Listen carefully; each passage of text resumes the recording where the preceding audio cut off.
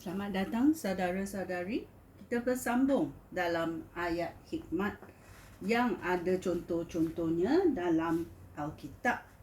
Ya, dalam Kisah Rasul-Rasul babak 27 ayat 23 dan 24. Ya, apa berlaku? Ya, kita membacanya ayat 23. Saya iaitu Paulus, ya. Paulus berkata, demikian kerana semalam Allah yang memiliki saya dan yang saya sembah. Ya, ini penting. Bila kita menerima penyelamatan Yesus Kristus, ya, kita sekarang dipunyai oleh Tuhan. Itulah Paulus berkata, Allah yang memiliki saya dan yang saya sembah, ya. Dan bila kita menerima penyelamatan Yesus Kristus, kita akan sembah Tuhan kita, ya. Paulus bercakap kemudian, Allah menyuruh malaikatnya datang kepada Paulus.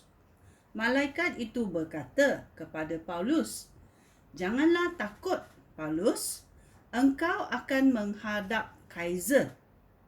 Oleh sebab kebaikan hati Allah kepada kamu. Bukan kebaikan kita, kebaikan hati Allah kepada kita.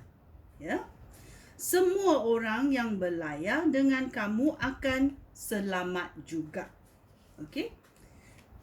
Ini penting. So, Paulus diberi kuasa untuk menenangkan hati orang-orang yang dalam keadaan yang rumit, ya, kerana dalam ribut itu kapal itu mungkin tenggelam, tetapi Paulus berkata kepada mereka, ya, maukah mereka mendengar?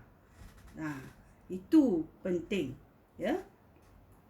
Paulus berkata, demikian kerana semalam Allah yang memiliki saya dan yang saya sembah menyuruh malaikatnya datang kepada saya.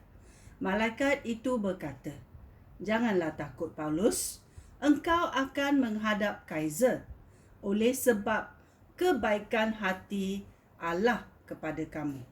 Semua orang yang berlayar bersama-sama kamu akan selamat juga. Ya. Ini ayat hikmat dikeluarkan untuk menggalakkan orang yang dalam situasi yang rumit. Ya, maukah kita percaya, ya, ayat hikmat ini? Sekian, terima kasih. Shalom.